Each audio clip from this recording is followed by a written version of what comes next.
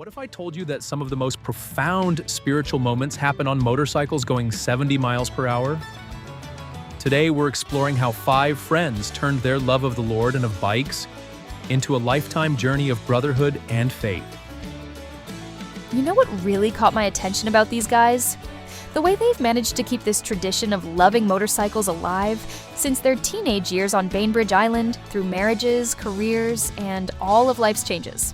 Well, these 5 friends, John, Tom, Andy, Chuck, and Scott, started with simple rides like a mini bike through Bill Point, or Chuck riding up to Fort Flagler.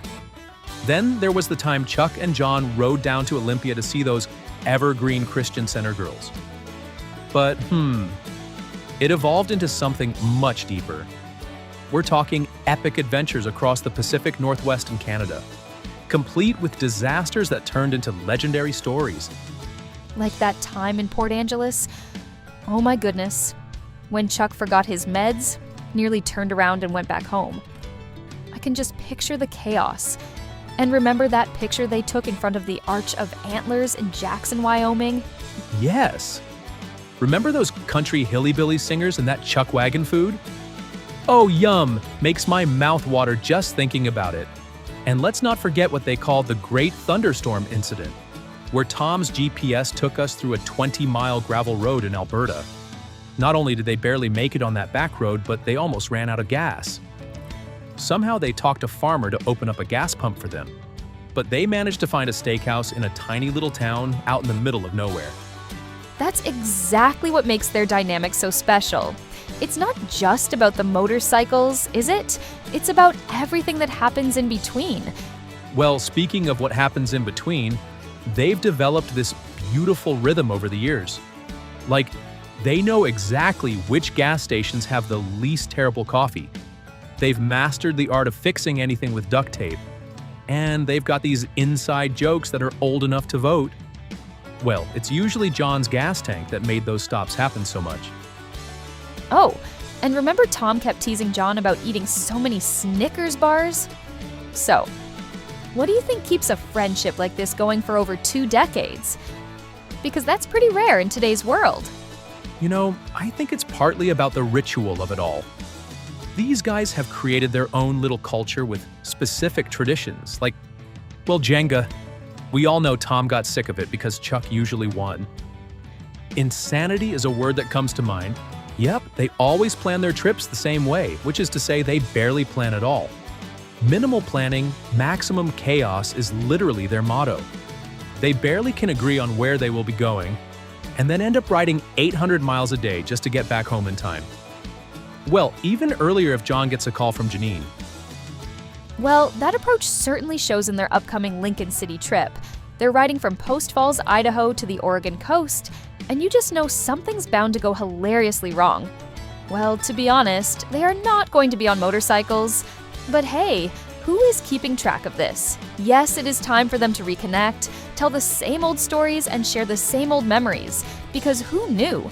They would forget them all. And now that all stories are new, yes, I bet they could watch Star Wars Return of the Jedi and think it was a new release.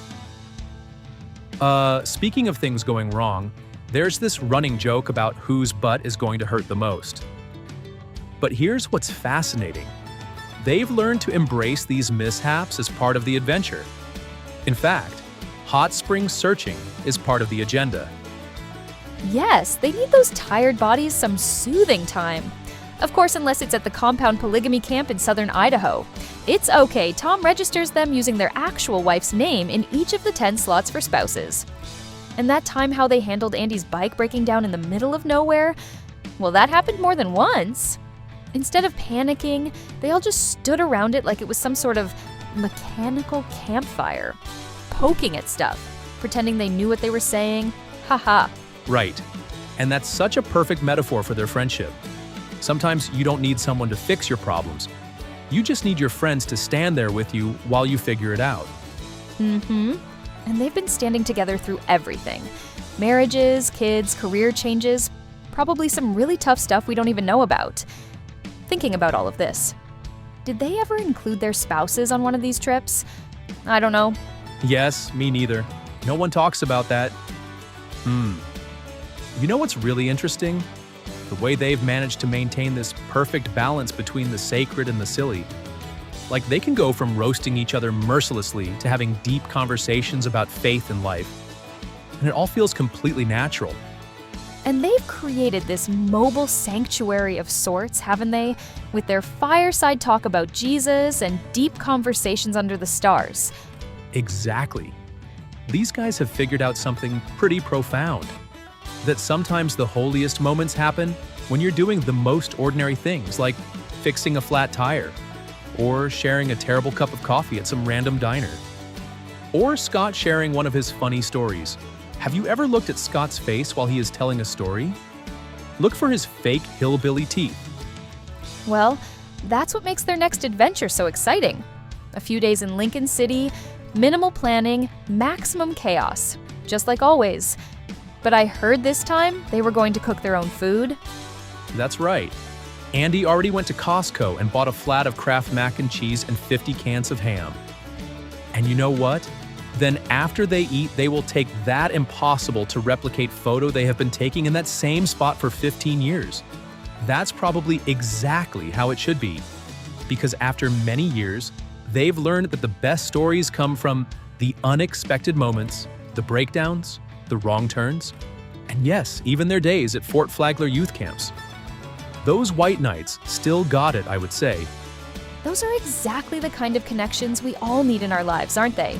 People who will ride with us through the storms, both literal and metaphorical. Friends that are only a Facebook Messenger video call away, well, if somebody would actually answer. So here's to the Motodudes and their next adventure. May their chains stay intact. Well, maybe the tires on their cars, their rain gear hold up.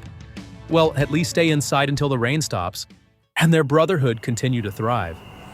Though honestly, it might be better if something goes wrong. After all, that's what makes the best stories 20 years down the road.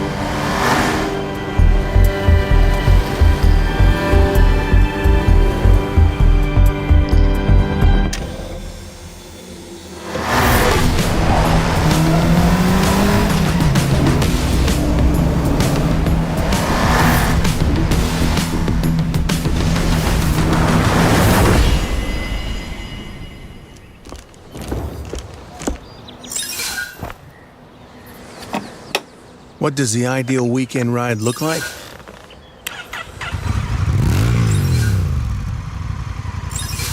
Well, it looks like this.